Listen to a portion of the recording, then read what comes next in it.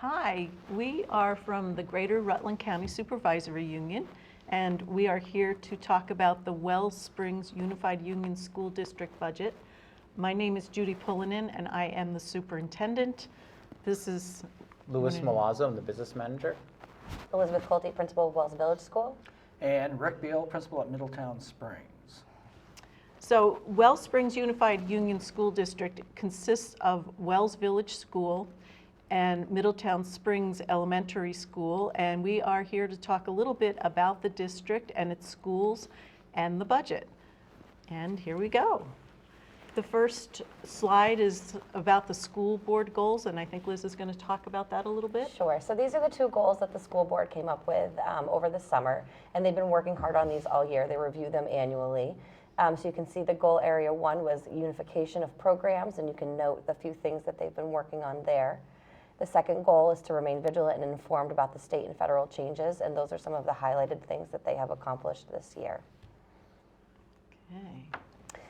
These are more specific outcomes for each of the goals that were on the previous slide. You'll note that there was a facilities committee, a transportation committee.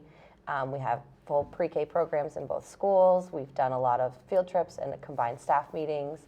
We have a lot of programs that are beginning to align themselves for more unification and collaboration as we move forward. And the second goal activities are specific to the school board themselves and a lot of the pieces that they acted on over the last school year. As you may know, Wells and Middletown Springs merged back in last July of 2018. And because of that merger, there were some benefits that went along with that. A few of those benefits are listed here. Both schools were able to retain the small schools grant, which amounts to approximately $172,000 per year. Also, they're able to offer more opportunities to students through shared resources, shared staffing, as well as being able to share the buildings amongst both towns. And then the last incentive was a 4-year tax incentive.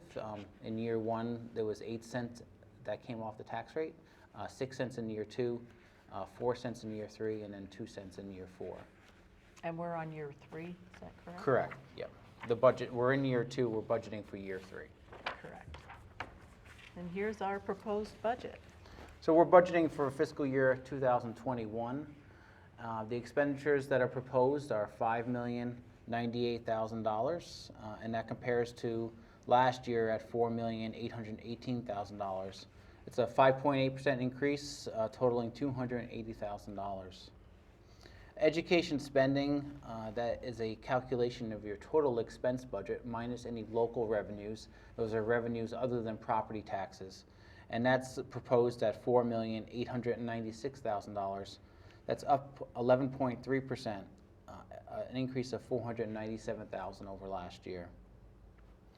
Spending per pupil, which takes your education spending divided by the number of pupils in both schools, that figure is coming in at $18,318, an increase of 12.7%, or $2,073 per student. And Louis, this budget also includes tuition for high school students? Correct. There is secondary choice for students in grades 7 through 12, which allows them to attend any public or private school in Vermont, as well as at approved independent schools out of the state. This is our tax rate calculation. I don't know if you want to walk through that quickly. Yep, so there's many steps in the calculation of a tax rate. It all starts with having a proposed expenditure budget. Our proposed budget is $5,098,000, an increase of 5.8%. The arrows on the right-hand side determine, based on each of these calculations, whether it has a positive increase on the tax rate or a negative increase on the tax rate. A positive meaning that the tax rate would increase. So since the expense budget is up, the tax rate would increase. Education spending is also up. That's expenditures minus local revenues, 11.3%. So that would be increasing your tax rate. Equalized pupils, that's the number of pupils in both schools from pre-K through 12. And that's at 267.32 pupils. That's down slightly, 1.2%. As that number decreases, it would increase your tax rate. Education spending per pupil takes your equalized pupils and your education spending and divides it. And so that's currently up 12.7%, and that's an increase over prior year, so that's an increase on your tax rate. The property yield, this is a number that's set by the state. It has not been set yet, but we just have recommendations from the tax commissioner. It won't be set until later on in the legislative session. That's currently estimated at $10,883. This is an increase over last year. As this number increases, it brings down your local tax rate. So this is a positive on your tax rate. Equalized tax rate before the incentive is currently estimated at 1.68 minus our 4-cent incentive because we merged. So our equalized tax rate after the incentive is currently estimated at 1.64. So one of the other benefits of merging was that in the first 4 years of the merger, no tax rate for the local schools could increase or decrease more than 5% in any one given year until they've reached the unified tax rate for the new district. At this point, Middletown Springs has reached that unified rate, but Wells has not. So their increase is capped at a 5% threshold. So Middletown Springs, we're looking at a tax rate before the CLA of $1.64.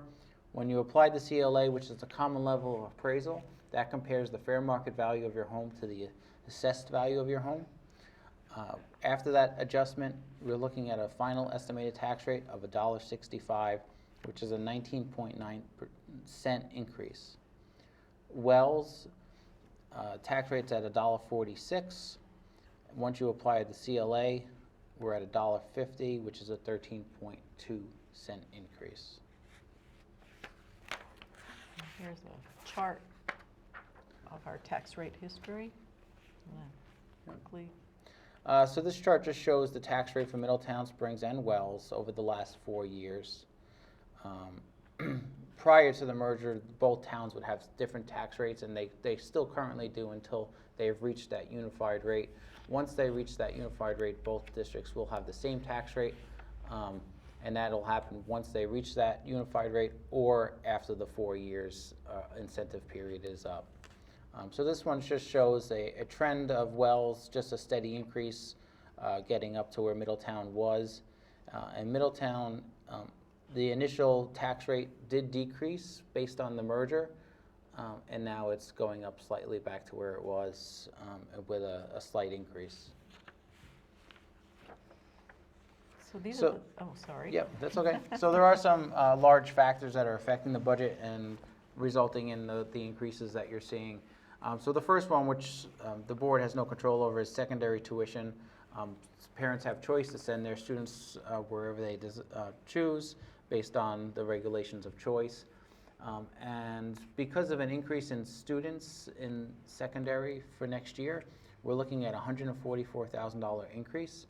And that's because the grade that's going into 7th grade is larger than the 12th grade class that's graduating. So that's resulting in increased costs.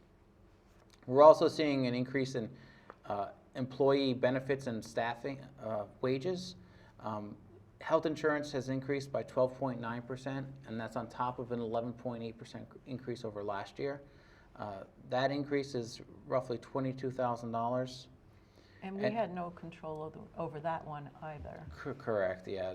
We're seeing these increases each year. That's over 25% over the last 2 years, and it has a large impact on the budget with really no control at the local level. And health insurance is now negotiated at a statewide level, so our board doesn't do those negotiations.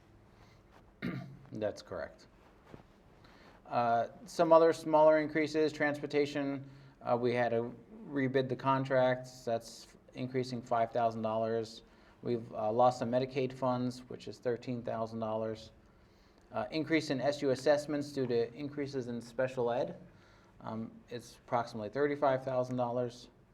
The CLA, which is the common level of appraisal, those both decrease, which is driving tax rates up.